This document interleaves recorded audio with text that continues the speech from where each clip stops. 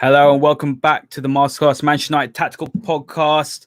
Manchester United are top of the league, Rob. Apologies about the intro. It seems to not be working at the moment, but we are back and we are sitting at the top of the tree for the first time, Rob, since 2012, 2013. That's 8 years, 8 long years. I was young. I had less hair on my face.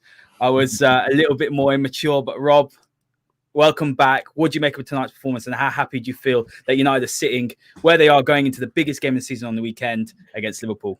Well, everyone knows my catchphrase of not getting too high and not getting too low. What you saw today is a Manchester United team that is ready to compete and ready to win. So when you're in that position, you can be near the top of the table or even at the top. It's great that United are top. You know, let's not kind of take anything away from the team or from Ole. But what was really good tonight was they played a team who were physically going to match them for the whole match, who pushed them hard for, say, the first hour of the game, but certainly in the first 45 minutes. And there was things for Manchester United to navigate today that if you can't navigate, you can't get anywhere near league titles. So this was why I think this victory was so good tonight and United winning 1-0. And I quite often say 1-0 is the best result. Why? Because sometimes you just need that one goal in a really tough game to prove that you're worth the 3 points. Very happy that we're top of the league, but the real test coming in the next match. It's something now for Liverpool to chase at least. Now they can see us maybe as a viable contender. Absolutely. Rob, it's been a long time since we could say that. I mean, you know, the years have gone by and we're hoping that Liverpool don't win the league. We're hoping that other rivals will stop our rivals winning it. But finally, I know it's early days, but we're finally taking it into our own hands. And that's the most impressive thing for me. I think I agree with you. What I agree with is that United won ugly today, that 1-0. We got the clean sheet against the side. We also battled. This is a side that's physical. They're going to knock you about. And United fronted up to it today. And I was really, really impressed. But let's start with the formation and talk to me a little bit about who Ole selected, why you think he selected those players, and why it worked today. Okay, before the game, I said that I wanted Cavani to start. Now, that's after me saying on this show plenty of times that I don't believe Cavani should be the starting number 9. The reason why I thought he should start today is just that United needed some kind of number 9 sensibility in that position with the way that they play from the back, Burnley. So we know that their 2 centre-backs will get occupied with a centre-forward, and the way that Cavani plays and the way that he runs, that's a good thing. The other thing that I said today, which didn't happen, was that I would prefer McTominay and Fred to start in the double pivot.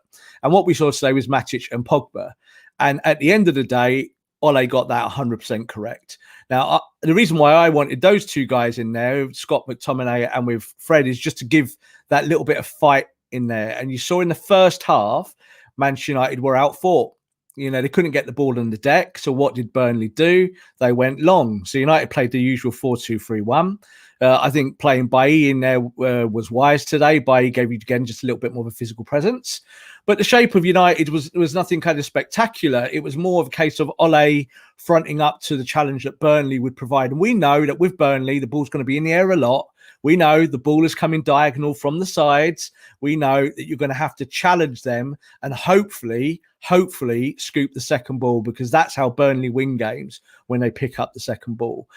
Overall, United just about got away with that today, and I don't think they could have done much more in terms of actually fighting Burnley. But what they really did well in the second half with the shape was they actually started playing football. And that was something I tweeted at half-time. I was just said, United need to be better on the ball, get the ball on the deck, start playing the game. If you do that, you make Burnley chase, you make Burnley tired, you make them fatigued, and then you might get a goal off the back of that. And I think that's exactly how it kind of panned out. You know, United scored with 20 minutes to go. But that was really at that point in the game where Burnley had shut off. They just didn't have the energy anymore. And United were in the ascendancy playing actual football, and they deserved it. And it's a fantastic win, because these are the victories that get you to where you want to be. Forget Anfield, forget the next match. We know that that's coming and that's exciting and that's a derby and everyone will be hyped on it one way or the other. You have to go and win at Turf Moor. If you don't win at Turf Moor year after year after year, and United have done quite well there, but you know, one of my little catchphrases is on a cold night at Burnley, you know, when I talk about hard nights. Well, tonight was a hard night for Manchester United, and do you know what? They showed that they can do it. They won 1-0. and they battled when they had to battle, but they played football when they had to play football. Absolutely spot on. You got a comment here from Joe saying, I thought we played, and we got sucked into the way that Burnley want to play in the first half. And I think that's completely right. And just for FT saying here, Pogba around the show. We'll talk about Pogba later. He was absolutely fantastic. I would argue today was probably one of his most complete performances. He was a difference today. Let's talk about Pogba now. Let's talk about Pogba now, right? Let's talk about Paul Pogba now. Okay, Rob. Without Paul Pogba today, we don't win this game. Yeah. And when we talk about differentials, people will quite often say to me, what do you mean by differential? Why do you talk in these technical terms? What, football is football. Sometimes you just need a guy in there that does a little bit of everything, but has the class to take you over the edge. So yeah, let's talk Paul Pogba, Haider. What do you want to talk about? Well, let's talk Paul Pogba. Obviously, he's started in the position that we've seen him play before. He's playing in the double pivot. He was playing a bit deeper. And immediately I thought that was the right decision, because when you going to have two things I noticed, you're going to have a lot of the ball, the possession, you're going to have a lot of territory. We knew that. So Paul Pogba playing deeper made a lot of sense.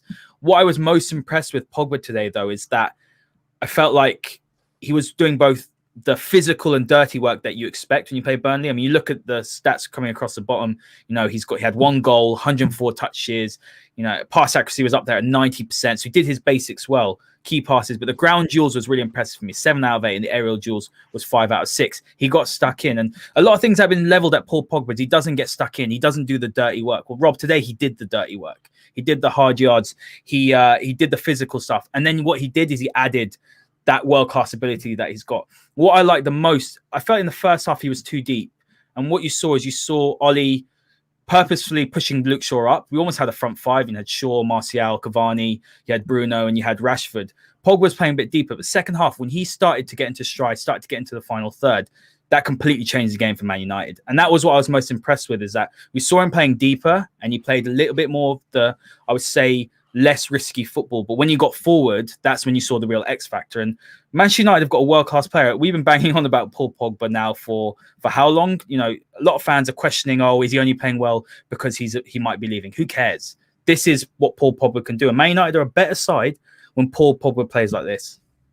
Yeah, and I think, again, the old catchphrase can apply to Paul Pogba. Don't get too high, don't get too low. Just assess what you see.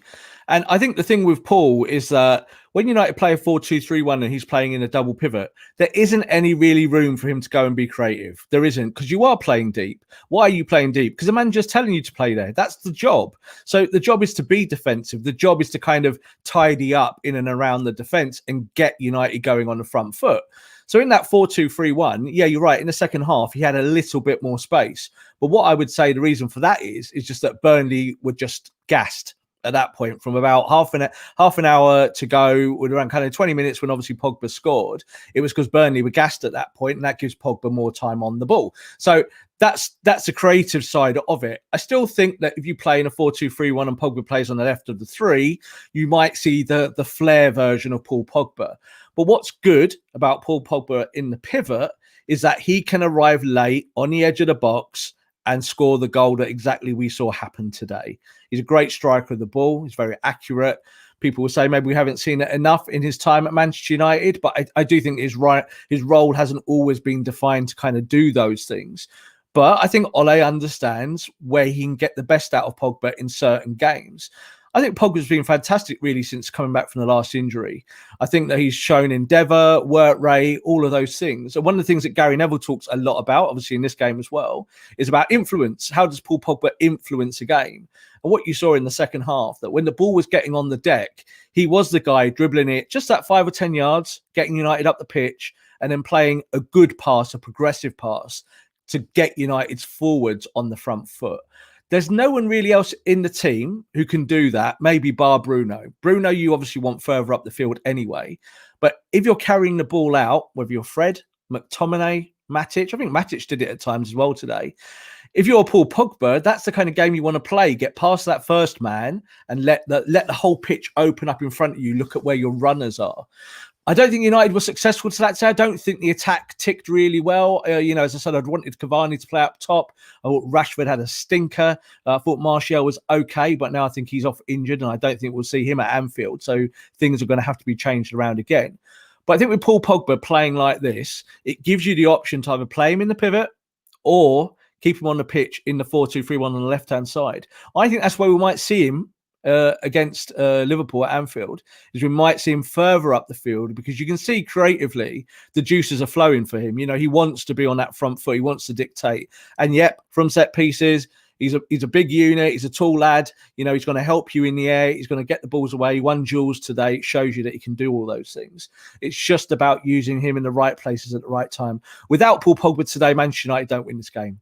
He was the difference in the game. He wasn't the X factor per se, but he's the guy that gives you all of those extra bits of value in the middle of the park that maybe McTominay doesn't give you, that maybe Fred doesn't give you. They give you plenty of work rate, but they don't give you that opportunity to maybe just burst forward and to make up the extra numbers up the top. Pogba did that certainly in the second half.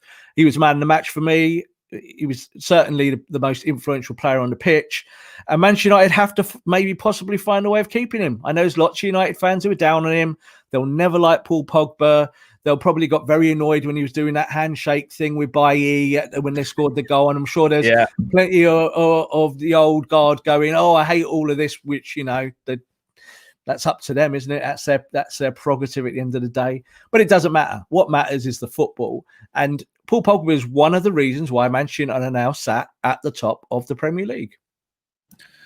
Spot on, Rob. I want to read out this comment from Joe saying, anyone doubting whether he's committed? Look at his reaction after Burnley's late free kick. Absolutely. And there's a great comment here from G Fox regarding his defensive work, which was done well, as was his ball retention. Kept the ball well and fought their midfield like he loved the club. We need this Paul Pogba to win the league. This is a point, Rob, is that there's all these narratives about Paul Pogba that he doesn't work hard. He jogs around. He walks around. He's just here for the money. He doesn't want to be here. Whatever those narratives are, Rob, every time he steps on the pitch, me personally, I don't see a player that isn't trying, that doesn't care, that doesn't show quality. It's just the lazy narratives, isn't it? That Paul Pogba loses the ball, or he's just not flavour of the month, is he? And the narratives are lazier than Paul Pogba ever will be. Yeah. So so that's part of it. Is that he does sometimes dilly dally on a ball. That doesn't mean he's lazy. There are times when he gets outworked by a player who maybe is known for working harder than he is. That's not really a problem. It's about balance. It's about making sure that you play the position.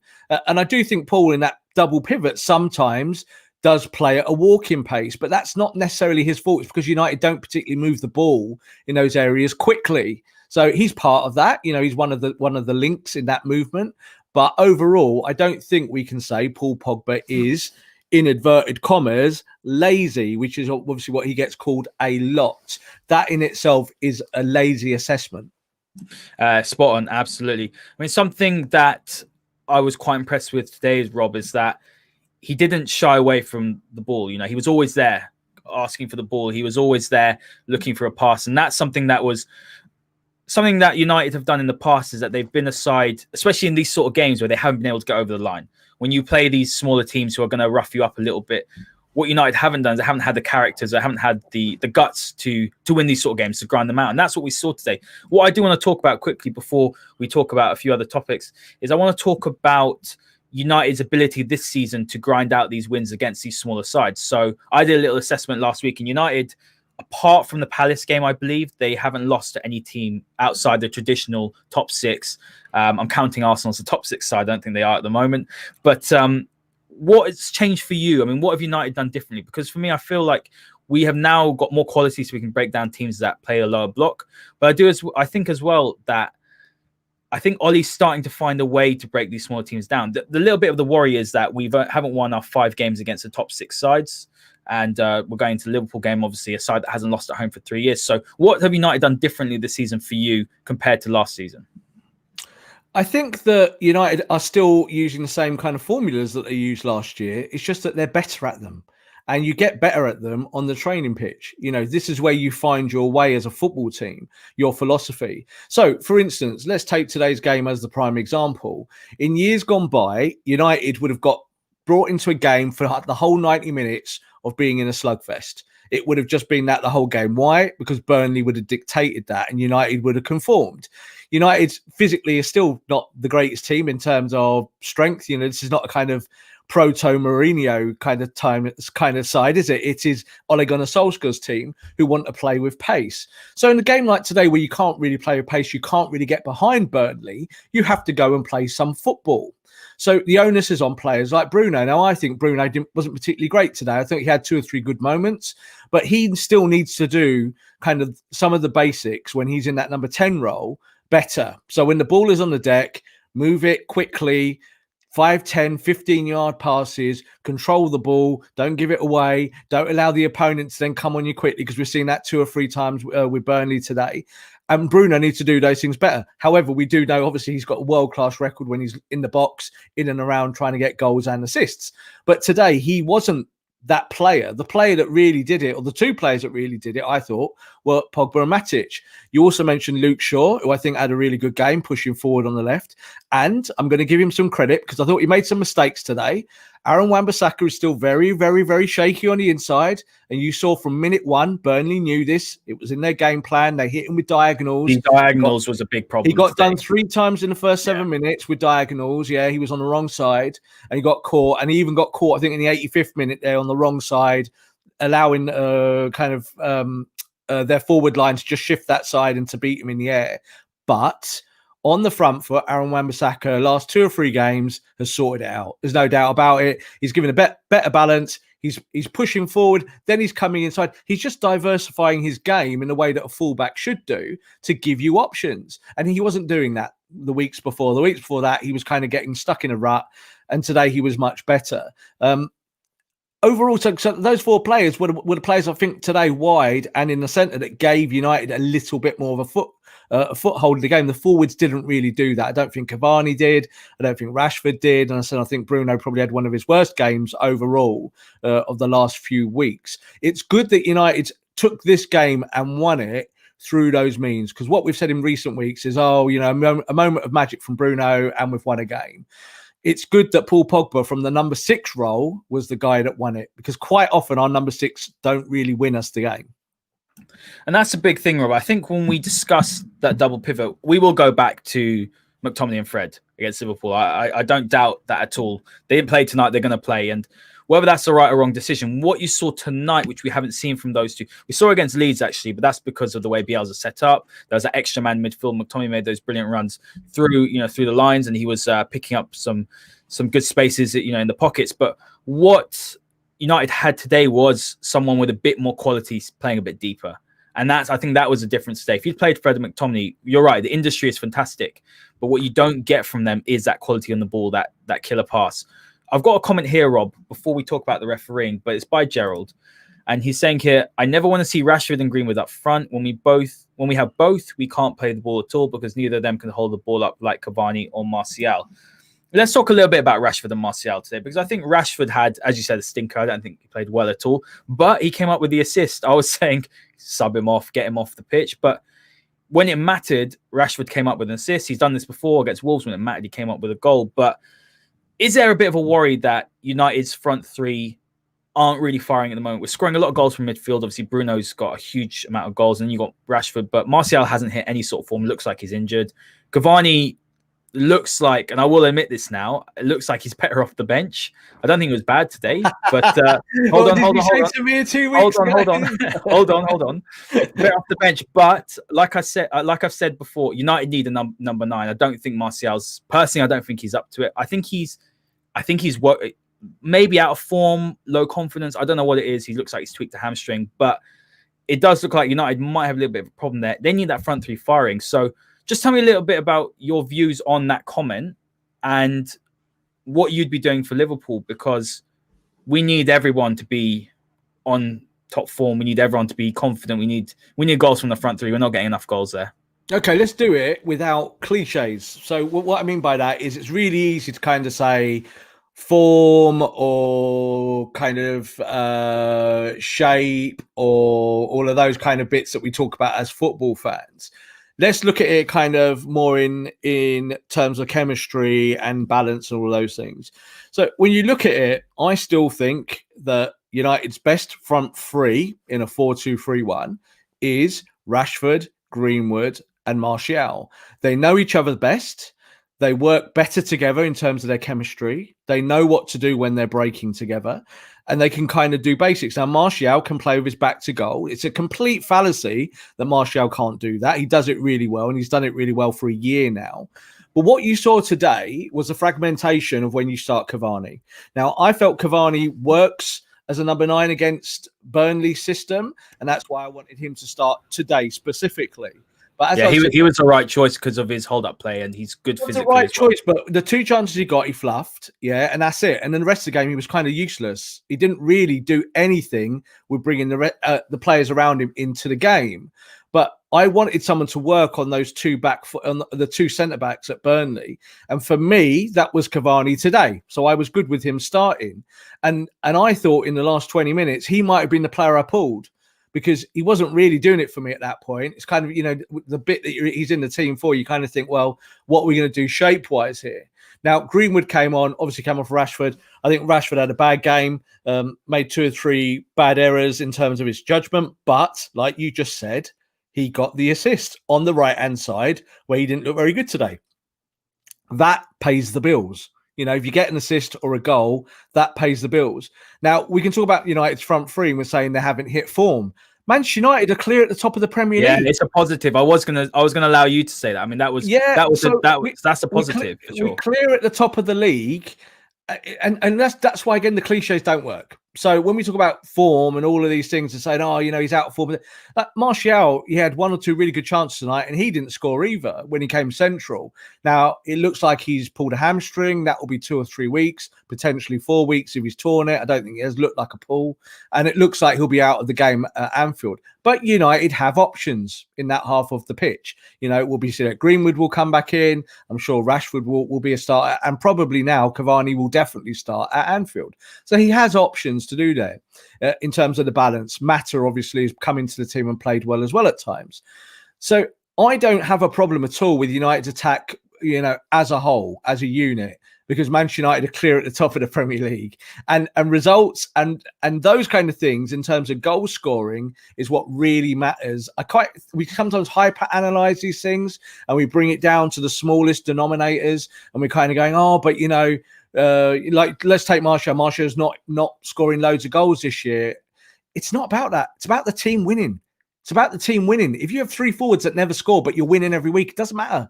It's working. So I think that those front 3 are normal front 3, as I just described them at the start. They're Greenwood, Martial, and Rashford. I still think they are our best 3 options. I think they are our starting options.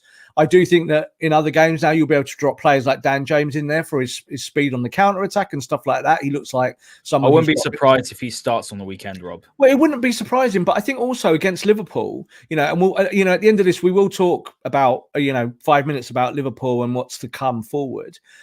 When I look at United, when you're playing these big top 6 teams, you do have to modify in these games. You can't just think, let's do what we do every week against everyone else, and that will be fine. That's the kind of Arsenal approach for the last X amount of years. It doesn't work. So you have to have balance. Liverpool do it, and City do it in terms of their philosophy. They play the same way.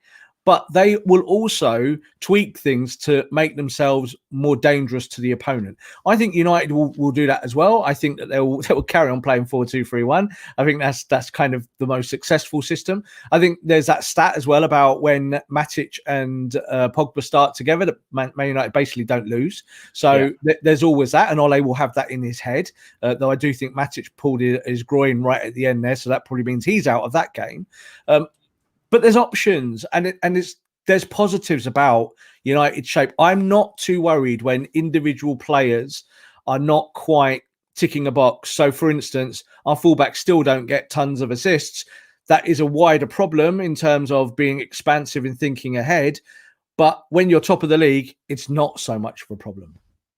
Agreed. We've got a lovely comment here from Kerwin. Gents, this is some of the best analysis of our team. Hashtag the Masterclass. Thank you very much, guys. Honestly, we would not be where we are without all of your support and all your fantastic comments. So thank you very much for all of your comments and all of your support. Rob, let's talk a little bit about, last thing I do actually want to say on the Rashford point is that, I am seeing a few comments saying, Rashford maybe should get dropped. I think that's nonsense, only because, he might be playing poorly at times, but he's scoring goals, he's assisting. I mean, he's got, I'm not sure how many it is. I know it's at least 7 or 8 goals in the Premier League, I believe, or something like that. So he's having a really good season statistically. So I just think, I think we've got to give our dues, and we're sitting at the top of the table. I want to talk about the defensive partnership, Rob, because I know we got this question last week. We didn't get to address it, but I thought Harry Maguire was in his element defensively today. These are the sort of games he excels in. He's fantastic defensively under the high ball. He actually got a goal in the opposition box, which we can talk about as well. I mean, I thought that was a goal. I didn't think Ronaldo does that every week, by the way. He jumps really high, and he does exactly what Maguire did. He jumped early. He got the jump on, I believe it was Eric Peters. So I thought that was nonsense. I thought the referee was terrible today. But on Harry Maguire and Eric Bailly's now played, touch wood, I don't want to jinx it, but he's played at least 5 or 6 games now in the space of the last 2 or 3 weeks. I've been impressed with him. I think Maguire looks more calm with him next to him. He's got that recovery pace. What are your views on that partnership? And is that United's best partnership now? Or do you expect Ole to go back to Maguire and Lindelof? That's what I expect actually at Anfield. I don't expect Bailly to play, but either way, Bailly's emergence has really provided some much needed competition and solidity to United's defence. I think at Anfield, United might play the low block. So if Lindelof is fit, there's every chance that Lindelof starts that game in a low block. So if United play 4-2-3-1 and play counter-attacking football against Liverpool, that's worked in the past because it means the kind of Salah and Mane have a lot less room to work in.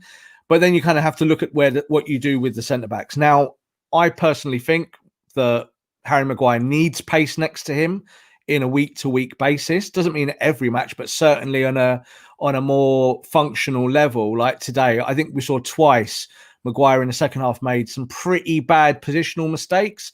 I think overall he had a decent game, like you were saying there, and he's good with the ball in the air and he can head the ball and he can attack that. He should have had that goal as well. I agree. We'll talk about the refereeing afterwards. But I think that when you have someone who can cover with pace like Bailly, it just automatically takes a lot of the fear factor away. It just means that you're not going to get done with the ball behind you because Maguire and Lindelof are not reactive enough and not quick enough. That's where Bailly comes into his own. Bailly's also great at blocking the ball and getting in the way of shots and stuff like that. And that is a valuable asset to have in certain scenarios, especially in this kind of game like today. Would I say that they're the right partnership? What I would say is this: if you're going to keep your £80 million world record central defender, then you better pair him up with someone that helps him. If you don't pair him up with someone that helps him and you give him a partner who's also slow, who's also kind of a ball player, then you're probably going to get done now and then. And maybe enough for them both to look stupid, and maybe enough to say come 3rd or 4th or 5th or 6th in the league when maybe you want to be competing at 1 or 2. That might be the difference for Manchester United in the transfer market in maybe the next 6 months or a year. It's about finding the correct centre-back partnership for Harry Maguire. As it stands, I would probably say that Bailly is the right man. However, for all we know, Eric Bailly's got on the team bus tonight, tripped over on a step and got injured for 6 weeks. So that is the problem with Eric Bailly. We know that every time he's on the football pitch, there's just that chance he's going to get injured. And that is not a great starting position for you to be in when you're naming your team every week. So I'm sure that goes through Ole's head. And Ole, I think, just gambles and just thinks, well, tonight it's Burnley. The ball's going to be in the air. It's going to be physical. I want him in there. I want Eric Bailly to be my guy in there, taking the hits, taking the shots. And if I lose him for 6 weeks because he gets injured, you take it because all you're trying to do is win the game. And tonight it worked. United stopped Burnley at the core and at the source. But the centre-back partnership, I didn't think it was outstanding today. I think it did its job. But in the weeks ahead, it's whether you can keep those two players together. And, we know that Maguire doesn't get injured that often, but the person next to him has to stay fit. You have to have that and make sure that that back four then can know each other's ways as they do with Lindelof in there, and just be a little bit more dynamic and rise to the challenges when there's a physical challenge with the ball in the air. United did that tonight, just about. Yeah, exactly. I think there's some good comments here, Rob. One from G Fox saying, Bailly's speed and commitment to the cause complements Maguire's aerial prowess and strength. His reading of the game has been great. Reminds me of Vidic at times. That's high praise. I wouldn't probably agree with that, but you got Henners over here saying Maguire and Lindelof doesn't work, I'm afraid. Not enough pace if there's any counterattacks against us. We've had it. Bailly's a better ball player, in my opinion, too. I've always thought this, Rob, that when Lindelof and Maguire played together, I don't think they're bad players. I actually think both on the ball. I think Lindelof's the best player on the ball, personally. I think he's the best ball playing centre-back. I disagree with Henry with Bailly being the best ball playing centre-back. But what I think is that it's all about combinations, right? And they're meant to cover each other's deficiencies, or the pairings are meant to work together. And Maguire and Lindelof, they're too similar for me. And it's clear Ole's not going to drop Maguire. Obviously, he's £80 million centre-back. He's your captain. So United do have to work towards having a suitable partner. I think Bailly's emergence and his fitness, hopefully he can keep fit, has come at the right time for Ole. But I'm not too sure if he is a long-term solution. I think it's a bit too early to say. Have you got anything to add to that before we talk about VAR? No, I think if you select Bailly in a match, there's a gamble, because his fitness record shows that he can't hack it. Yeah, he'll play 2, 3, 4, 5 weeks, and as soon as he's played a succession of games, he gets injured. So that is a big problem. All you can say is this, is that United, as I've said again in the show, that a lot of the kind of team selections into the future 6, 7 games ahead are projected through the fitness reports and things like that. I don't think that Ole would be playing Eric Bailly if the fitness reports were saying something different other than that he is fit. So I think you can kind of see it as well, that he seems to be making better decisions on the ball. I wouldn't call him a ball playing centre back at all. But what he is good at, and really good at now, is that he steps into the pocket with the ball, which is great because it brings the defence up together as a unit. So it means that when he steps into the pocket, you have a really nice shape there waiting with the ball there. You can get it into the midfield and work it forward in a more fluid way with like 1 or 2 passes rather than 7 or 8. So he's doing that really well. That is a nice bit of things that he's added to his game. But you need the balance. And I do think there is a little bit of maybe Vidic and Ferdinand, in the sense that you do have someone who can cover with pace, and then you have someone who can also maybe go toe-to-toe with a striker in the air. So that's great, because it means you've got balance. And United haven't had balance for ever. Since those 2 players. Since those 2 players left the football club and are no longer a partnership, Manchester United, from the centre-back positions, whoever's been in there, have not been able to form that kind of partnership where one says one sticks and one twists. It's always been either very, very flat, getting done on the break, in the channels, round the back, over the top.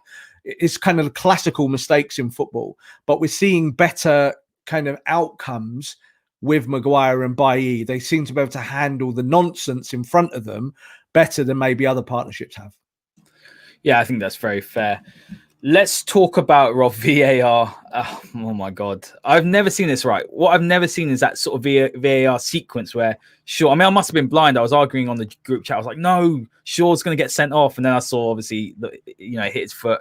The ball hit his foot before he hit the man. But you had that sequence where I'm pretty sure VAR doesn't account for those sort of instances, right? So I thought the Robbie Brady one was a red card, and then obviously he's gone all the way back and he's yellow carded Shaw.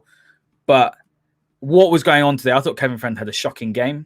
I thought he was shocking for the goal, as we've mentioned. Maguire's one. I thought he didn't have control of the game. It was getting a little bit out of hand. And yeah, look, United clearly don't have all the VAR decisions, as everyone likes to say. But talk to me about your views on what you saw tonight. Okay, I'm always very sympathetic towards referees in general, either from when I've played the game and kind of seen it up front, whether I've myself refereed youth matches. My son is also a young referee and he plays a game. I've got friends who are referees. So when you talk about these subjects, it's easy to have some empathy for them. The referee today was shocking, an absolute just dire performance. Why was it dire? Well, it started off in the first 10 minutes when he didn't bother giving fouls. So there was plenty of fouls. I saw Cavani got done twice. Once he got kind of handed in the face, kind of laid off, which is not the worst thing in the world, but it is a foul still. If you run towards you and you put your hand up there, it's still a foul. And he kind of had a chat with Maguire and kind of did the little old ticking off bit where, I'm going to be watching you guys today. And it went on for quite a long time. It was a kind of a 1 minute monologue into the captain's ear hole. And from that moment, I thought, I don't like this, because it means is this, Rob, quick, sorry to interject, is this what we've been seeing in the media of, Klopp saying about United getting all the decisions, or Jose saying these? Do you think that this has an effect on what referees do? Because I honestly think it does have. It's in the back of your mind subconsciously, and I do think that you're seeing United rile up a few of these so-called other big coaches, and I do think that referees, it could be harmful for United, when it comes to big decisions in games. I think there is an element of that, but I always say, and I completely stick to this, I don't believe referees have any preconceptions going into games. They know that they're assessed by an independent assessor. They know that if they get marked down, either by the managers or by the assessor on the day, that they basically lose their job. That's how it works. You go down the leagues, you fall. If you're a Premier League referee, you're in the Championship the next week, you're in League One the next week, and then you're kind of disappearing off the calculus. I don't believe referees think like that. But what you're saying can have maybe some subconscious credibility to it, absolutely. But I think what happened today wasn't that. I think today this referee early on said, I'm at Burnley. It's going to be physical. I'm not going to give myself a tough time by giving every foul, because it's going to be stop-start. I'll let the game run. And he let the game run. And in that first 20 minutes, there were 2 or 3 or 4 really kind of dodgy moments where you need the referee to be stronger and protect the attacking team, which on the off chance was Manchester United. It was Cavani specifically at time. There was once where Bruno got kicked and the referee kind of just waved it on and went, oh, whatever. There was twice when Paul Pogba was backing into his man, got pushed over twice, and the referee kind of put his hands out and went, play on. And it was like, they're all fouls. All of them are fouls. And that's not being a partisan kind of point of view. But let's join the dots in terms of the game and VAR. So I agree with you. For the incident with Luke Shaw, with that, the referee, according to the rules, can't give a yellow card for that. What the referee only can do is either say that he's got that decision wrong and give it as a free kick. But yellow cards are not part of the mandate for VAR. Only red cards are part of the mandate. So he can either choose to give a red card for that or choose to give nothing. Then there's the kind of wider debate about where does the play start from? How far do you go back to the point of whether you decide if something's a red card or not? Certainly when that ball goes over the top, the most important part of that play is where Ben Mee is standing. And because Ben Mee is behind the play and not level with the play, it means that when Brady makes that tackle on Cavani, it is a clear goal-scoring opportunity. And because it's outside of the box, it's not double jeopardy, as we call it in the refereeing game. It's just a one-off incident, and it gets ruled there as a red card for a clear goal-scoring opportunity. Now, if the referee decides that Luke Shaw did make a foul, then he's checked that for a red card. If he doesn't think it's a red card, he then has to just decide if it's a foul. And it was a foul. And he then doesn't get the yellow card out. He's not supposed to. That's how the way I understand the rules. Now, I don't know if that's changed or been tweaked. I think we saw 1 or 2 handball decisions today that I think 6 weeks ago would have been given as handballs. One of them was Harry Maguire, where it hits him on the point of the elbow. And you kind of think... Right decision.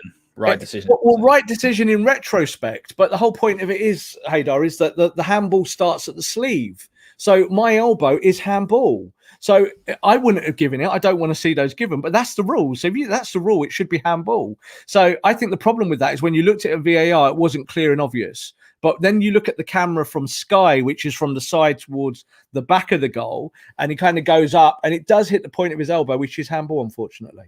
So we got away with that. But again, the referee and VAR have to determine that, don't they? They have to kind of, I saw that with with earlier on when we talked about the Maguire goal. In that instance, the referee straight away said foul, blew his whistle, put his hand up and said foul. And really, I don't see how he can make that call with the ball spinning up towards the back post where they're going up together. If he says, I'm not sure, he can go and look at the monitor. And that's what I tweeted. Really, in that instance, the referee should be thinking that's very, very close. But what he did is what he did for the whole game. He just did whatever he wanted. He was just reactionary. Ultimately. Very reactionary, yeah. He doesn't give that goal. And like you said, Ronaldo does it every week where Ronaldo gets up high, puts his arm out like this in front and gets the touch, gets the distance, gets the separation, gets the header, scores the goal. I do think that had he gone to the monitor, he still might have not given it because there was contact there. And there's another camera at the back behind Maguire where you kind of see Harry just edges body that way a little bit more, but it's so slight. It's so like, it's fine margins. I found it really difficult to believe that goal in real time wasn't given because ultimately it's two players going up at the back post. Even the defender didn't kind of make loads of it. He kind of did lurch forward, but the referee just did that all night long. It wasn't like it's not like he pushed or used Peters to go up and then he's already up in the air. Over the top of him. He didn't climb over, which is what the rule would state in that scenario, is that if he kind of climbs over the back of him to get to the ball, to get to the flight of the ball, he didn't do that. The flight of the ball was natural and he got up quite high, got up well, but he does kind of put his arm out. But for the referee to immediately in that moment give a free kick and say no goal, I thought that was shady. And I think that was just really bad refereeing. And it showed what he did the whole night from the minute one, where he was kind of lecturing captains and stuff that wasn't even happening. It's kind of like, what's he going on about? Just give the foul. It's a foul. Someone's been pushed over. Just give it. And he was just waving on and waving on and waving on. The Cavani one I thought was odd, Rob. Look, I don't want to be someone that's making things up, conspiracy theorists. But, obviously we've just seen Cavani come back from a 3-game ban with what's happened. I felt like he was trying to impose himself, perhaps on Cavani, trying to show him, I know it sounds silly, but, this is not how you do it in the English game, that sort of thing. And I didn't like that. I just felt let's not go there, because the whole thing is that we have to be subjective, like in our punditry, in a way of why things happen. And I don't want to get into the world of preconceptions of referees. I really do believe that referees don't go in there and think, well, he's a Uruguayan, I better sort him out today. I really don't believe that's a thing. But what you are saying is in the sense of like where Cavani did go down a couple of times, which were free kicks. I think the referee was kind of making a point to say, I'm not going to give those things tonight. And then later on in the game, there was one or two tackles which went the other way, where I think Burnley would have got free kicks. And the referee kind of went, I can't blow my whistle for that. You can see it. I think there was one in the corner where Pogba kind of clipped someone and the referee waved play on. And I was like, well, that's a foul. And there was one time where Bailly did it as well, got really tight to his man, kind of pushed him out, and it's a foul. And the referee just waved play on again. So you could say that he was maybe consistently inconsistent for the whole game, but that's not what I want to see. I want to see referees be good and use VAR for the right things. He used it in the right way there. I would really like to hear whether or not referees are now allowed to give yellow cards when they check those decisions. I see why he checked it. And I think ultimately maybe he came to the correct decision in the sense that if it is still the same passage of play, Shaw makes the foul. So you give the foul and you give nothing else. That's that. You end it. Or you kind of say to yourself, well, hang on. Is it a red card offence? I didn't think it was. I think because he gets his toe on the ball and there's no like people said he followed through. It wasn't a follow through at all. If you flick the ball with your toe, your studs show a little bit. He wasn't following through. He wasn't out of control of his body. It wasn't violent conduct. So as soon as you take violent conduct out of there and also being not in control of your body, it can't be a red card because that's what the red card is for. Those two matters. So it wasn't a red for me with Luke Shaw.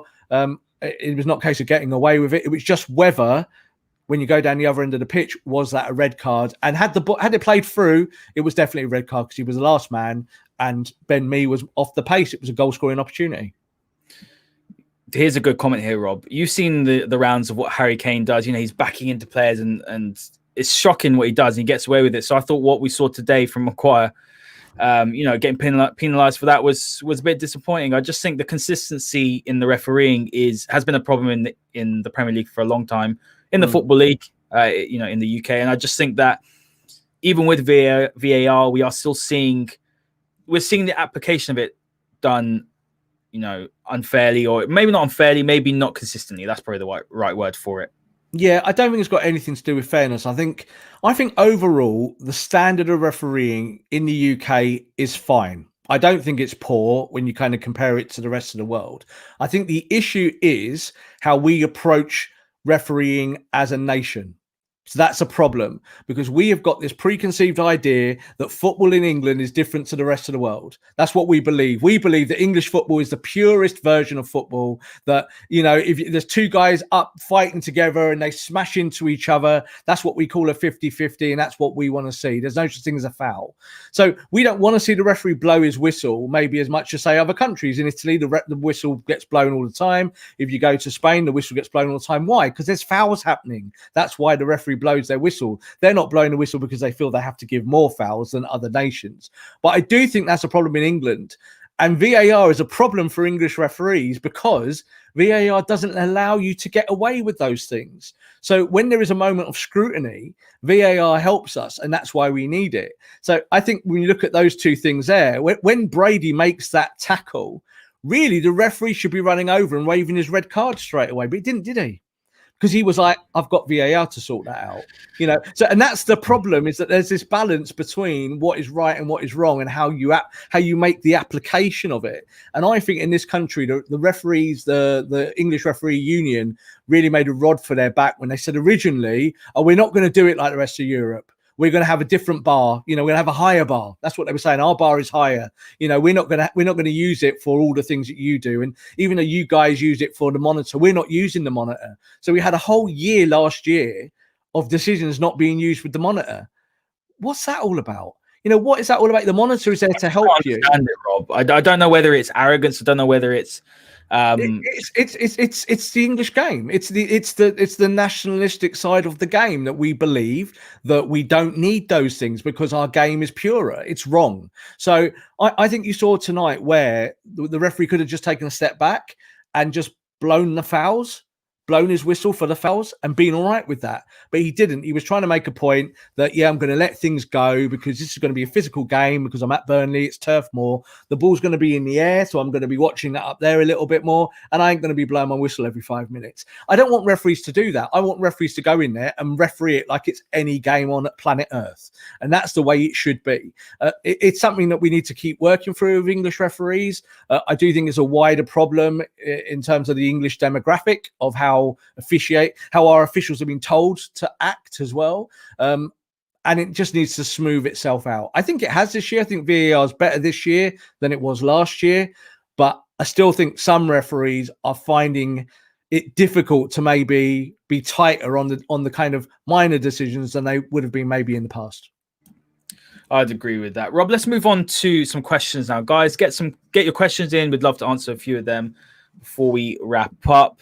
One here from Mark. Rob, what formation do you see against Liverpool? Now, I think United will go back to Fred McTominay in midfield.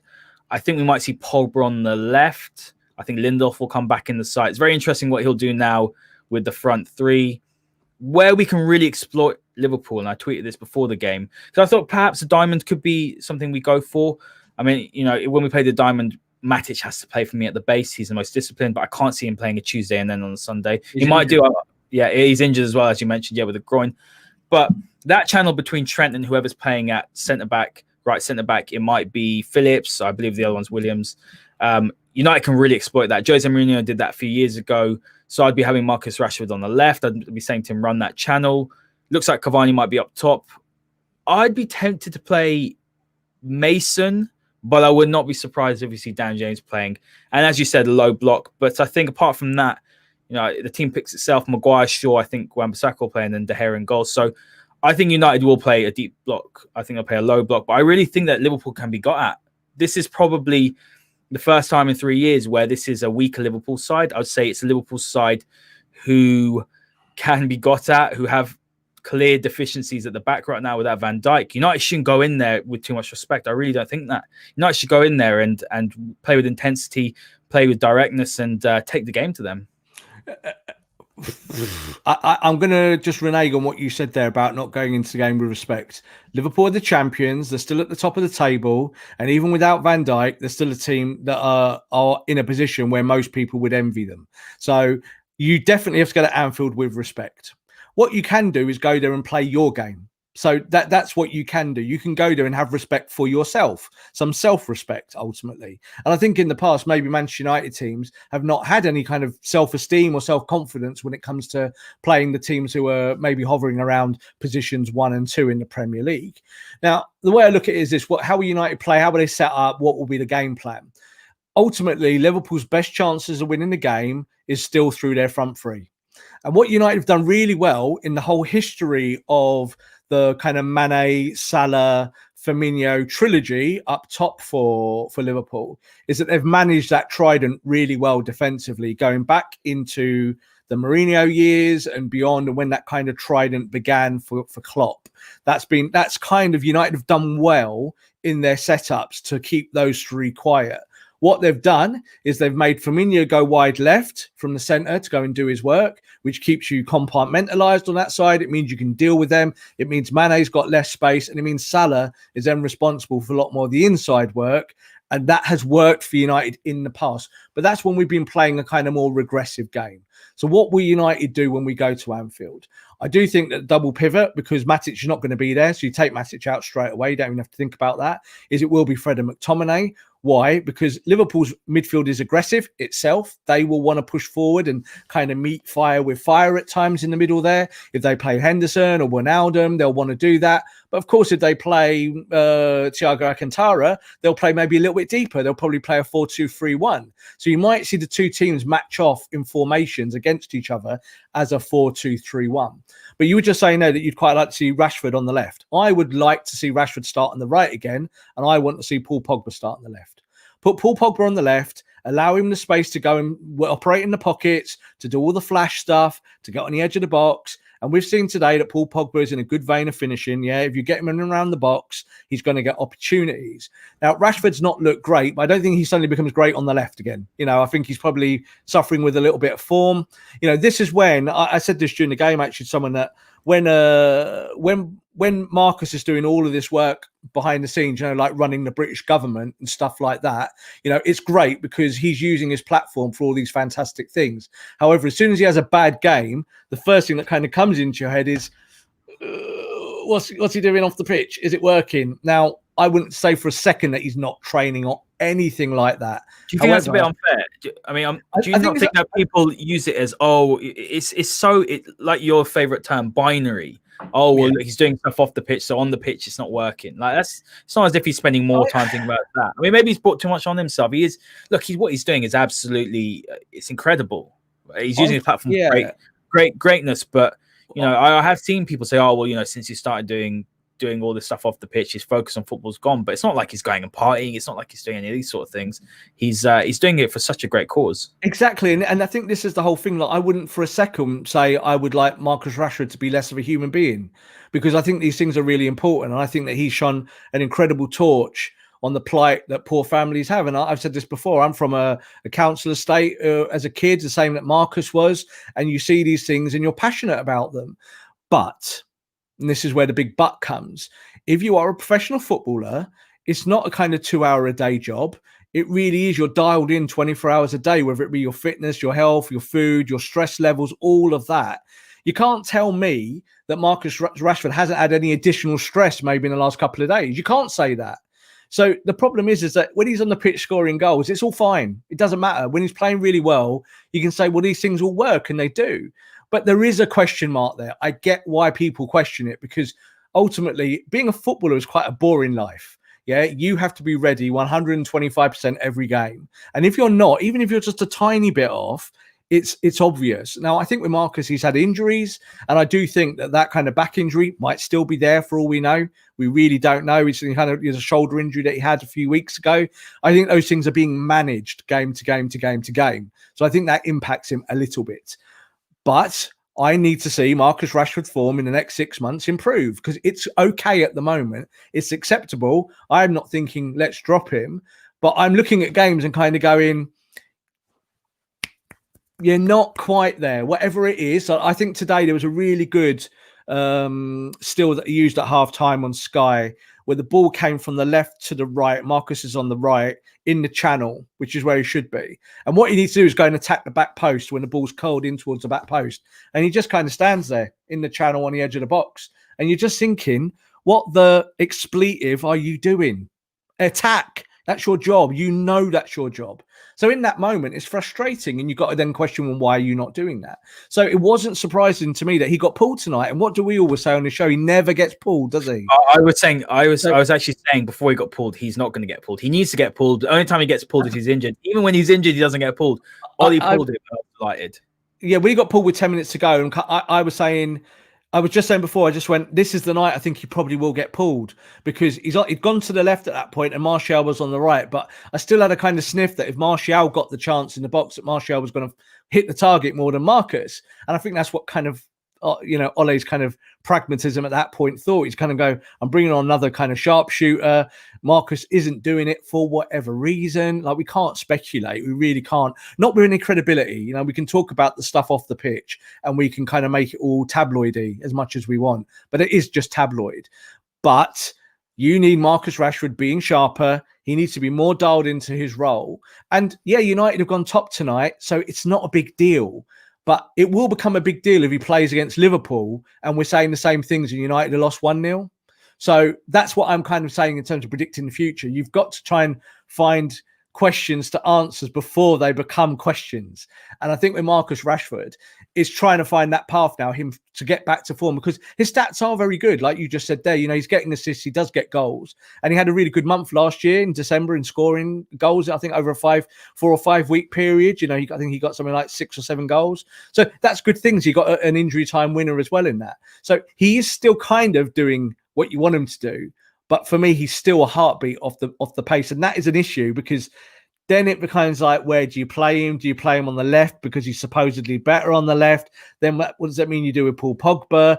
Does that mean you put Pogba on the bench, or do you play Pogba in a pivot? You might not want to play him in the pivot against Liverpool. All of those things become problems just because you kind of address one player. I think Rashford's play on the right, Pogba on the left. I think Cavani's going to have to play through the middle because you've got an injury now to Martial. Yeah. I would have played Martial up top against Liverpool as a number 9, but if he's not fit, then it's Cavani. I would have done the same thing if Martial was fit, and I would have had Cavani coming off the bench. Rob, there's a good question here from S. Stewart 22. Why are Fred and Scott such a good partnership, but neither is that good next to Pogba as a defensive midfielder? I'll tell you why. You know that the McTominay and Pogba double pivot is United's worst statistically out of all the combinations they have. It's quite obvious. Both players, both Fred and McTominay, have deficiencies to their game. Together, they're strong, but if they play by themselves, I don't think either of them are good enough to play, firstly, in the deep role, the defensive midfielder role. Yep. And also, I just think that Pogba needs someone that's going to be a bit more disciplined with his positional awareness behind him, and Matic gives that in spades. I've seen a lot of calls for Fred and Pogba together. It sounds nice on paper, but we'd get absolutely run through. I don't think either Fred or McTominay by themselves can play in that deep role. The reason why McTominay and Fred play so well as a pairing, and why Ole leans towards playing them together, is because they give you equal energy. So at that point of what they do, neither of them are particularly great ball players. Like we've said this before about United needing ball players in the squad and in the first team.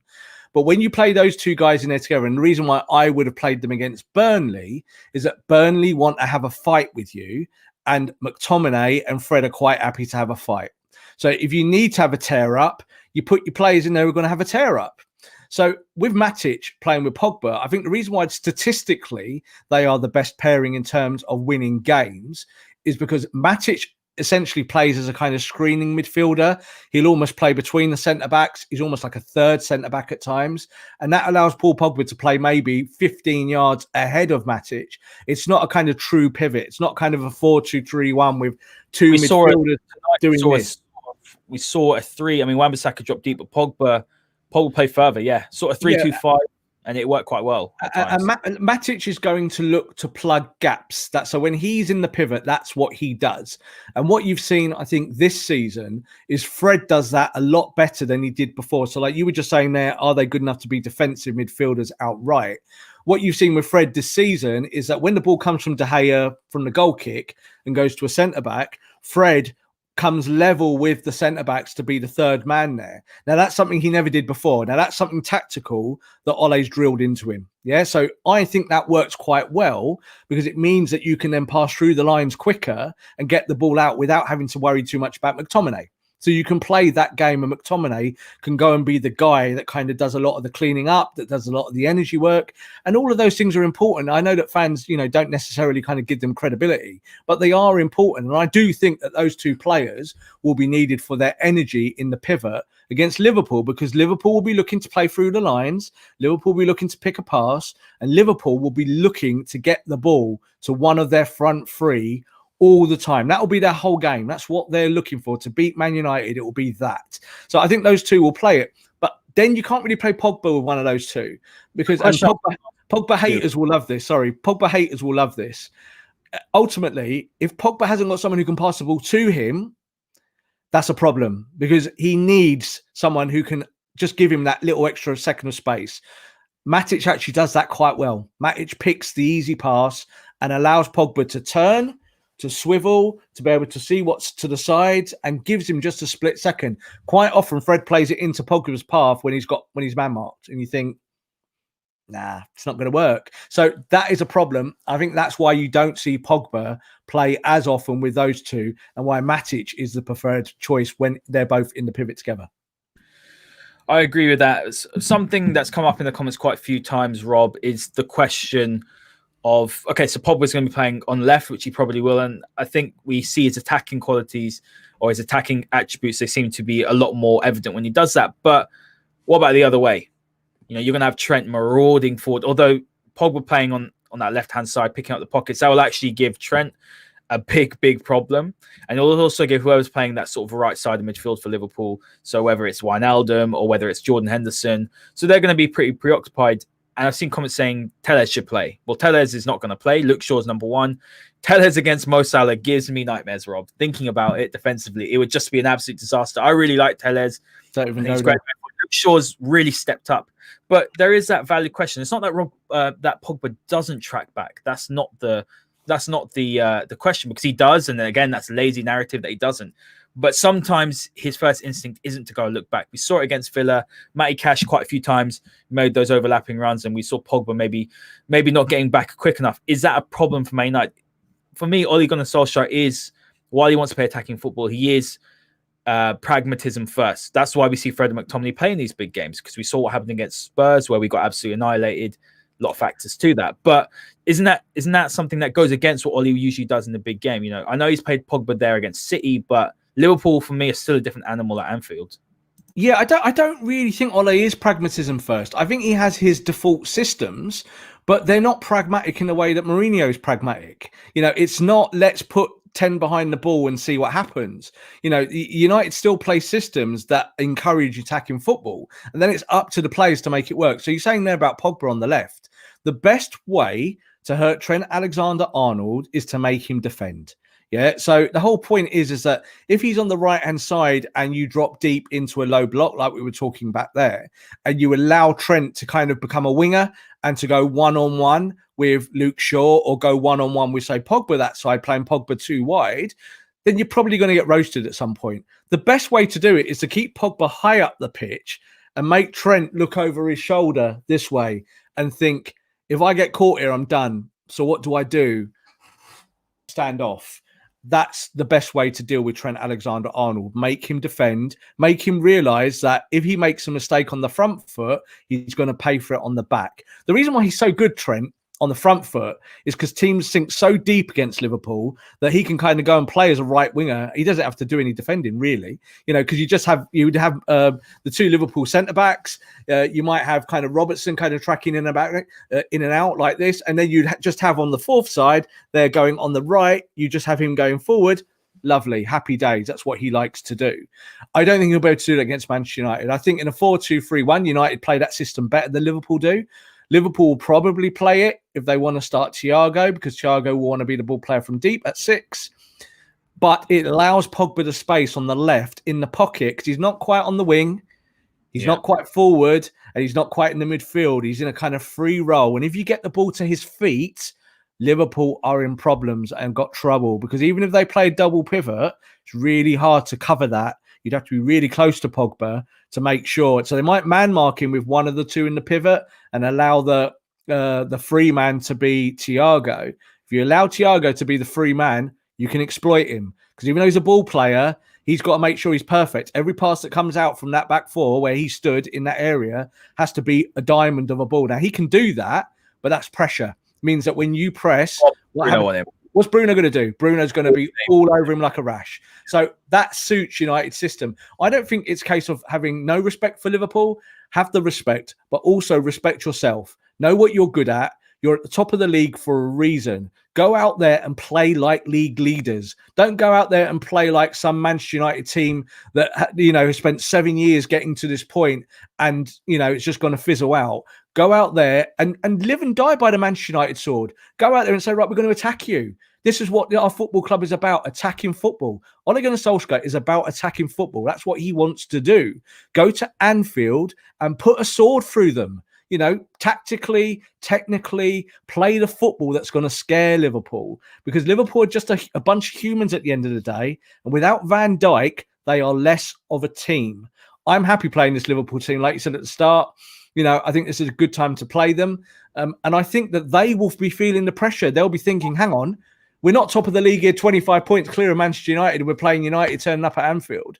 They're going, we're now behind in the race. This is a problem. How does a team respond when they're behind?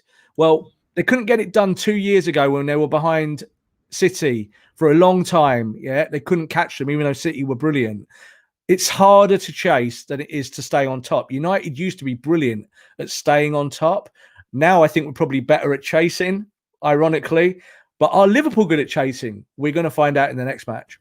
Well, it's something that I've had several discussions with people leading up to this game against Liverpool, and it's that Liverpool didn't have pressure last year. We saw what happened last year, didn't we? Where they'd wrapped the title up pretty much. Well, they did it by March, but by Christmas you knew they were going to win it. Now they've got a little bit of pressure.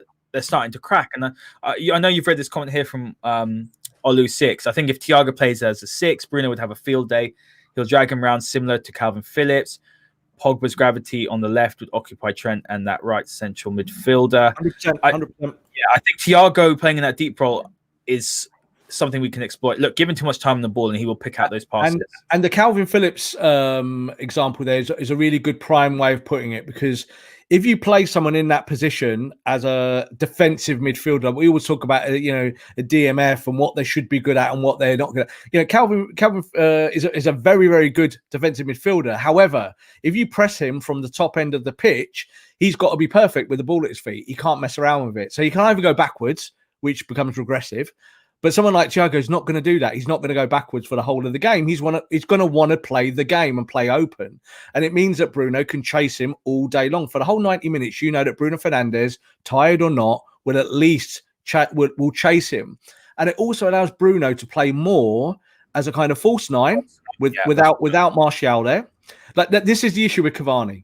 So when Cavani plays as the 9, Bruno plays as the 10. So today we saw that. And I think that hurts Bruno's best parts of his game. And the best parts of his game for me are in the final third. You want him.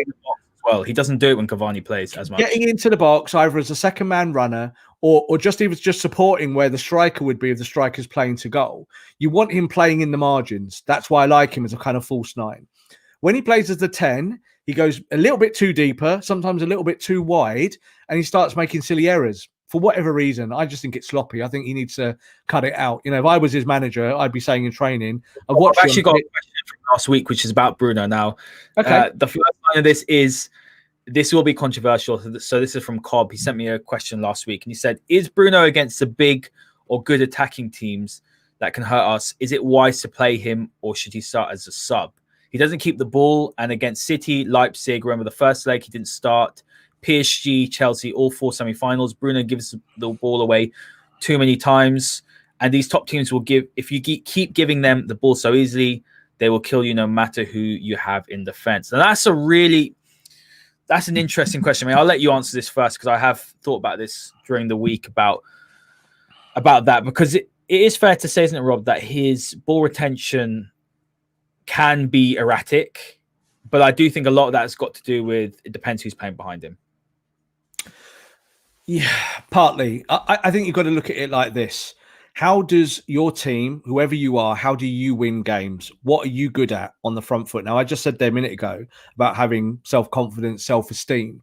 That comes about from your leaders on the football pitch. Whether you want to call that your captain with Harry Maguire, or whether you want to call it someone like Bruno Fernandes, who we know is a kind of all-encompassing, fire running around the football pitch himself, lighting up the game by doing really nice things. There is a kind of understanding to say that if you lose the ball, that is regressive and that is a problem. But for me, I want Bruno to do the simple things better. Now, you're not telling me that someone of Bruno Fernandes' quality as a kind of world-class central midfielder can't do that. He can do that. So again, if I'm his manager, I'm going up to him and giving him the old dry slap and saying, what are you doing, mate? Keep the ball. I'd be hard on him. I'd be saying, you're better than this. If Scott McTominay loses the ball, you might kind of say to yourself, well, Scott's not maybe as technically proficient. I've got Scott doing other things in my team. But Bruno Fernandes is technically proficient. It's just lax. So like today, 2 or 3 times when he gave the ball away, and once where they nearly scored, where they got a shot off, that was all about Bruno Fernandes playing a sloppy inside ball. He'd gone too wide and too deep. And because he got the ball in a wide and deep position, when he gave it away, he's in trouble. Why? Because he's the central player. So that whole part, there's like 30, 40 yards of football pitch open because he's not doing it. Now, that's Bruno Fernandes' fault. He needs to do that. So I'm not saying to Bruno, do you know what, Bruno, because you don't keep the ball well enough, I'm going to drop you out of the biggest game of the season against Liverpool. I'm not saying that. I'm saying, Bruno, you better not lose the ball. And if you lose the ball enough, after 60 minutes, I'm pulling you off the pitch and putting Donny van der Beek in your place. So that's the way you do it. Everything should be on parity. It should be the same for every player. And they've all got responsibilities, whether it be stuff they're good at or stuff they're not good at. In the roles, they are told to do certain things, and certainly ball retention is a big one of them. Yeah, so I'd be saying to Bruno, there's a stack of balls, mate. Go and practice passing the ball. If you've got a problem with it, let's find the answers to it. I don't want you just giving the ball away.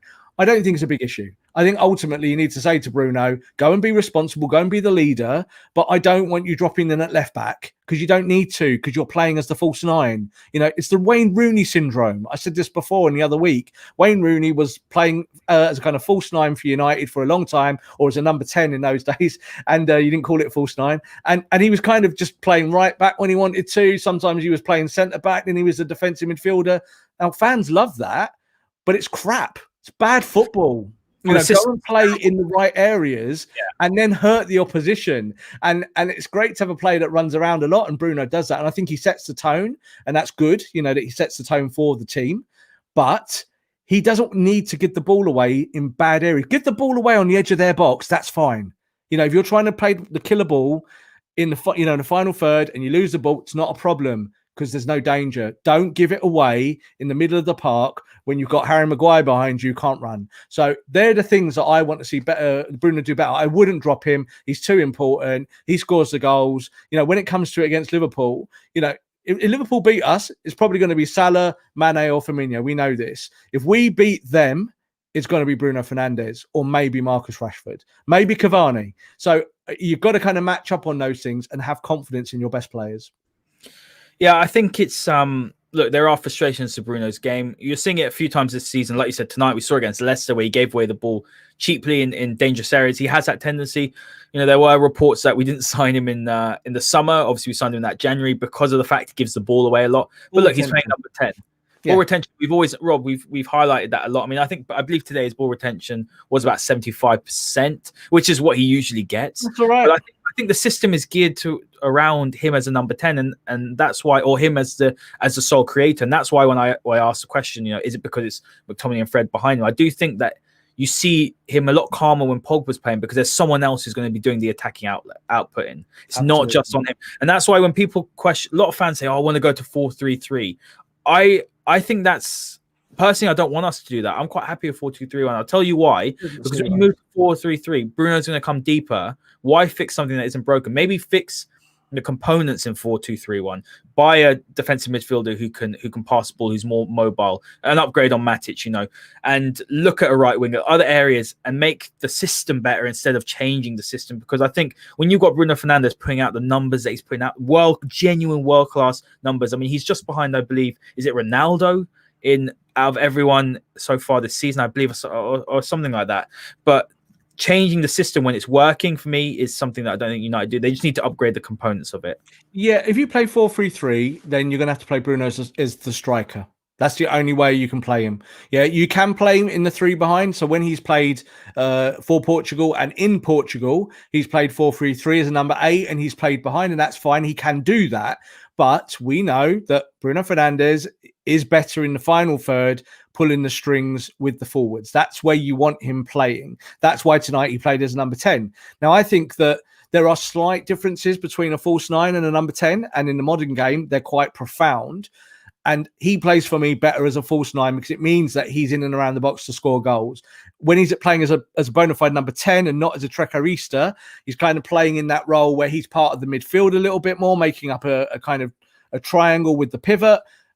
That's fine, but it's not where he's best. And I see there, Jonathan's put there in the comments, he shouldn't be immune to criticism. I 100% agree with that. And that's why I always criticize him when I see something that's worth criticizing him about.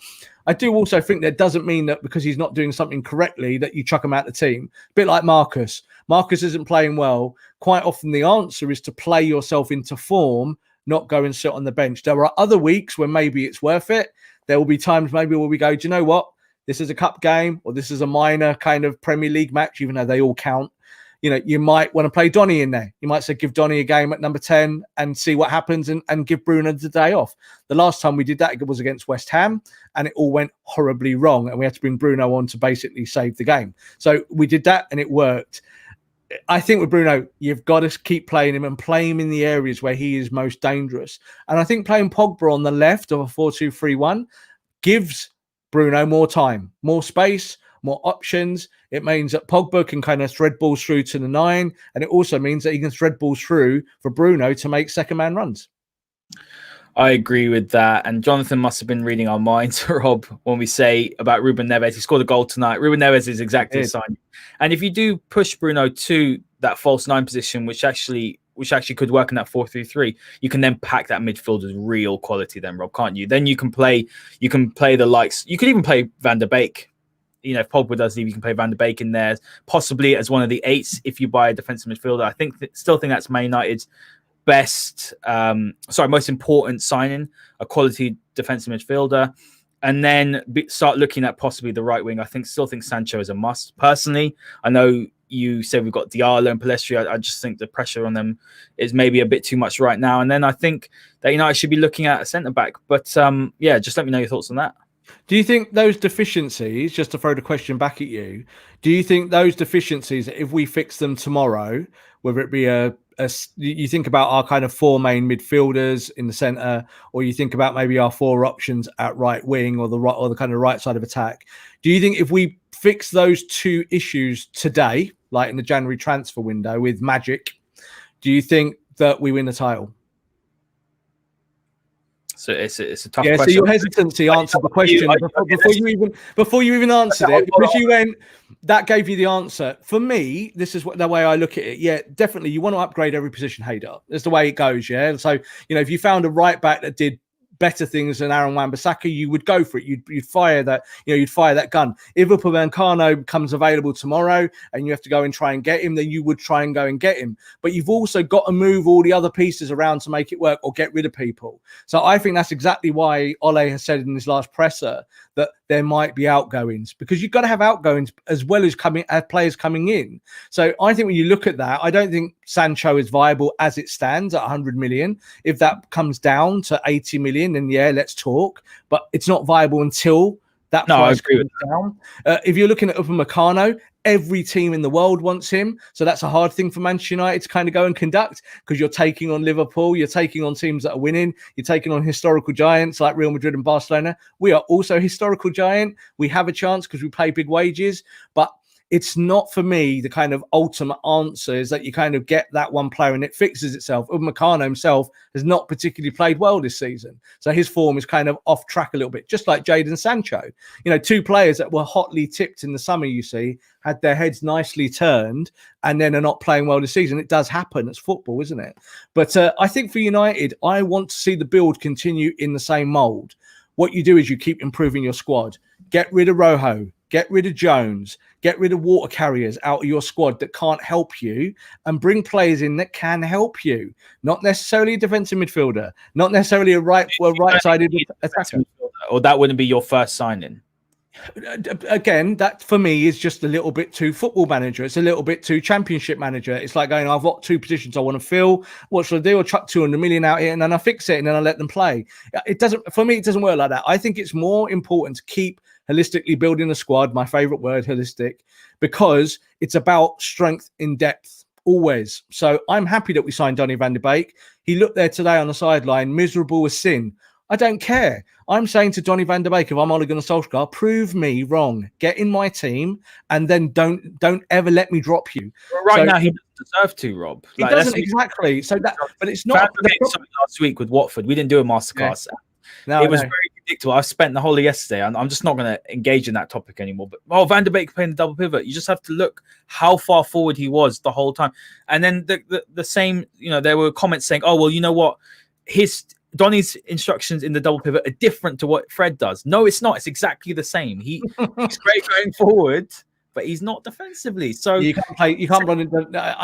Donny van de Beek maybe one day can play in the double pivot if he adjusts his game over, say, maybe a 12-month period and changes a lot of things and becomes physically fitter and tougher and gets more of an engine going and all of those things.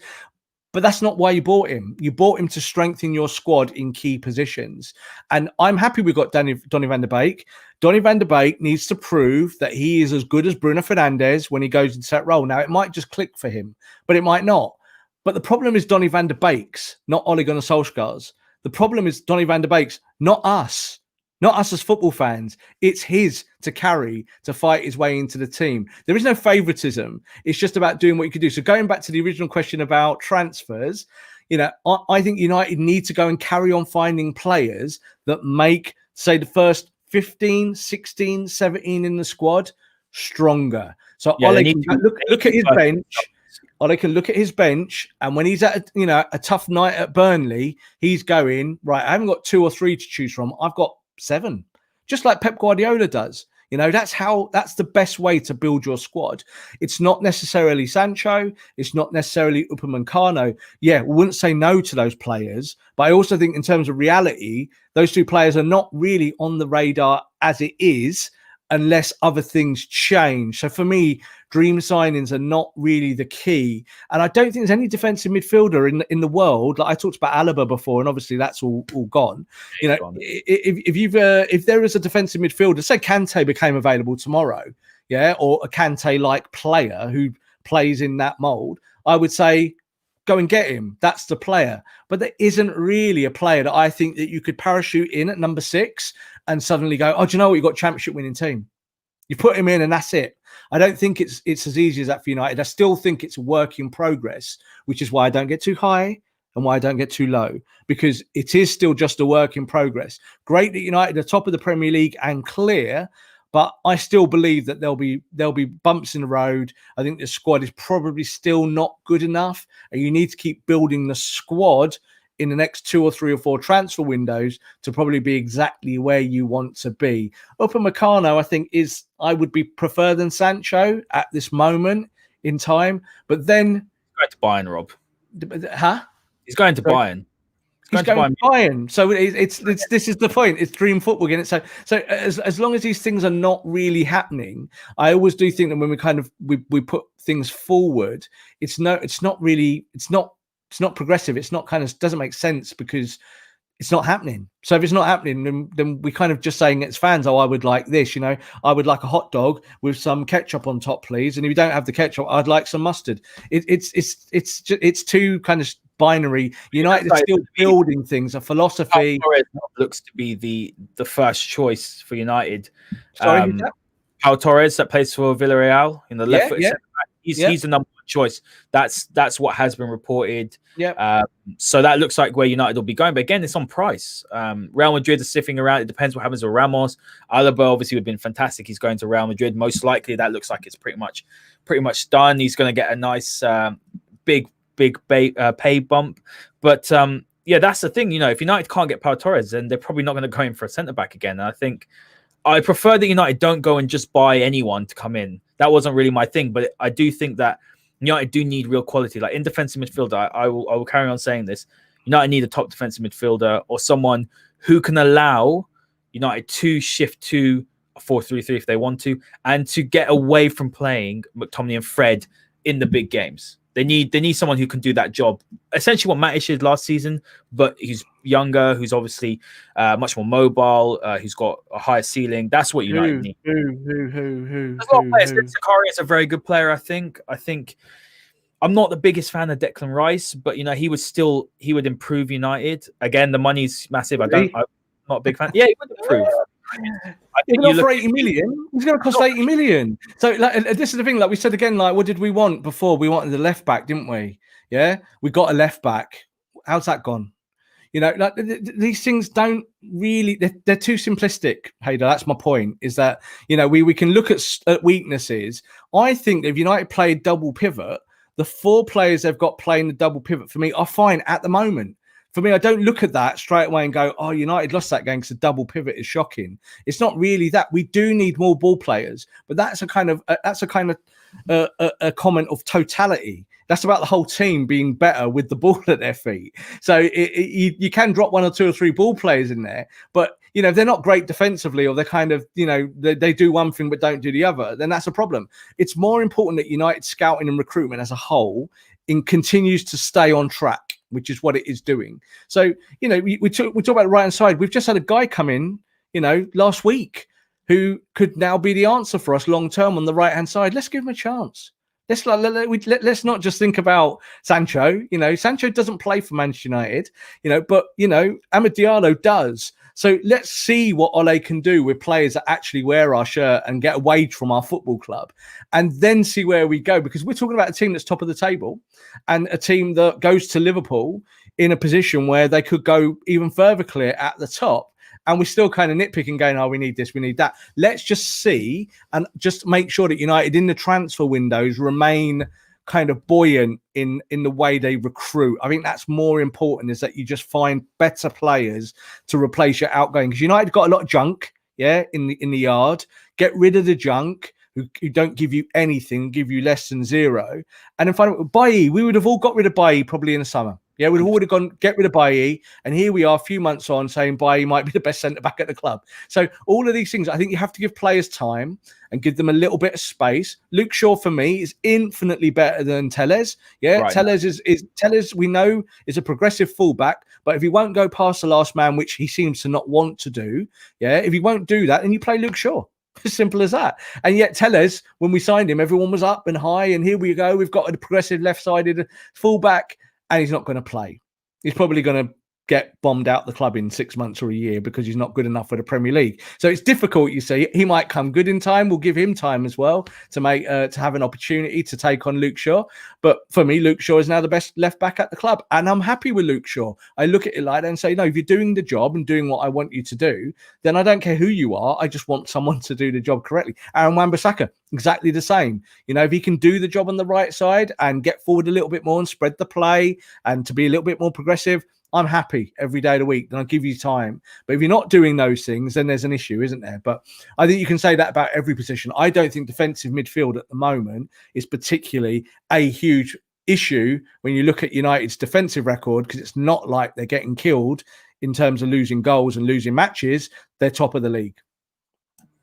Very fair points. Rob, final word. What I will say is that this is the sort of game that United have dropped points in years gone by, and to go to Burnley and to, like I said, an absolute slog. But we were much the better side. We, especially second half, we showed that. We played a little bit more. We dealt with their physicality. You know what you're going to get with Burnley. You're always going to go for a duel. So that was fantastic to see. United are now winning those small games. We saw last season we dropped points against many, many small teams, but now we've only lost to Palace on the opening day against the so-called smaller side. So that's absolutely fantastic. and then you've got the big game on the weekend. Look, it's in United's hands. They could go into that and still get a draw, and they'll be comfortably, 3 points, I believe, above Liverpool. So I think that's really fantastic. I just think we've got to take each game as it comes. I still don't think United can say they're contenders until we're in March, deep March, where we've played a few more games. But look, the signs are fantastic. The signs are positive. This is a team with guts. I did say that. They might not play the prettiest football that we've ever seen from United side, but those boys work hard and they play for the badge and they're playing for the manager. So that's what I'm very happy with. So for me, positives, but still early days. Can't get too excited. And bring it on. Top of the table. We would have taken that, wouldn't we? I'll tell you what I'll be saying if I'm Ole Gunnar Solskjaer. I'll be saying to my boys, if you win the next 15 Premier League games in a row, you're going to be champions. That's what I'll tell them. Yeah, I'm right. I don't really look at the table still now. I'm not particularly hot on it. I'm pleased that we're top and I'm happy where we are. It shows progress in terms of where we were maybe 12 months ago. And I believe that you don't win the Premier League against the top 6. You win the Premier League against the bottom 10. Yeah, so you win them against the Burnleys, against the Crystal Palaces, against the relegation fodder. The 3 teams that get relegated, you better go and beat them 5-0 home and away. That's how you win the Premier League. That's how you get these big goal differences, and you get that extra point, obviously, if you get a big goal difference. It's a huge, huge thing in football in terms of making sure you've got the balance in the league. But Manchester United can win the title, just in terms of logic. Now, I don't believe that they are. But that's what I'm saying to my boys. If I'm Ole, I'm going win the next 15 in a row. Yeah. And no one can take this away from you. You can only prove on a pitch 15 games. It's nothing. 5, 10, 15. Go and win every one of them. That's how you win a title. I still think Manchester City are the best team in terms of placement to do that with their squad and the way they're playing. Best defensive record in the league. 2 centre-backs that are playing out of their skins and Aguero to come back. So I think that they're the favourites. But if I'm Manchester United, I'm not worried about that. I'm not looking at City now. I'm not looking at Liverpool. I'm looking at us. Look on the training pitch, say, right, what have we got to win every game going forward? We are in a position now where we can think that, at least. Whether we do or not is a different thing. But we're in a position now to say we can go and fight for this title.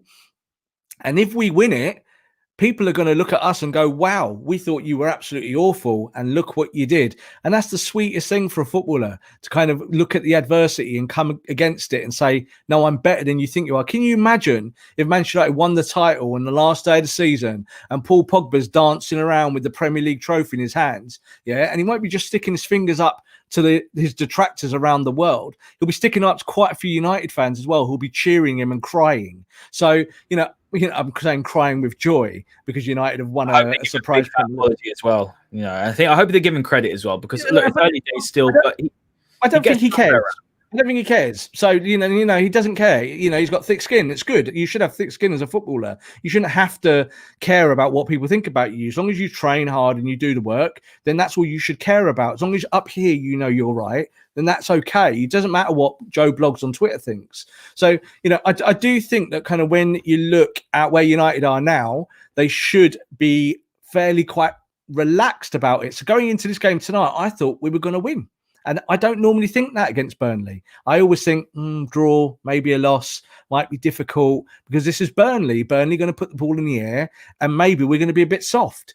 We weren't soft today. We got the points. Not just getting the points. We were the better team. Yeah, we deserved the points. And they'll win this game and they'll go away thinking, we're top of the league for a reason. We're not there by luck. You never get to the top of the league by being lucky. You get to the top of the league by being good and winning matches and seeing it through. This Manchester United team has got different qualities to the one that we saw 12 and 24 months ago. It's light years ahead of the Mourinho team that came second in the league. I mean, light years ahead, even though there's some players obviously existing. The mentality is different in this United team. They believe in each other. They believe in the tactics. The tactics work. They're there for a reason. They deserve to be where they are. Rob, absolutely spot on. It is a good time to be a United fan. It's been a long time since we've been able to say at Christmas or after Christmas now, New Year, that we are near the top or at the top of the tree. So that's fantastic. Guys, thank you all so much for your comments and all your interactions. It's what makes this show absolutely fantastic. Myself and Rob are really blown away by all the support. And we will see for the big one on Sunday, Rob, right after the game. Make sure you join us because that's going to be an absolute cracker. This is the Masterclass, the #1 Manchester United tactical podcast, and we will see you next time.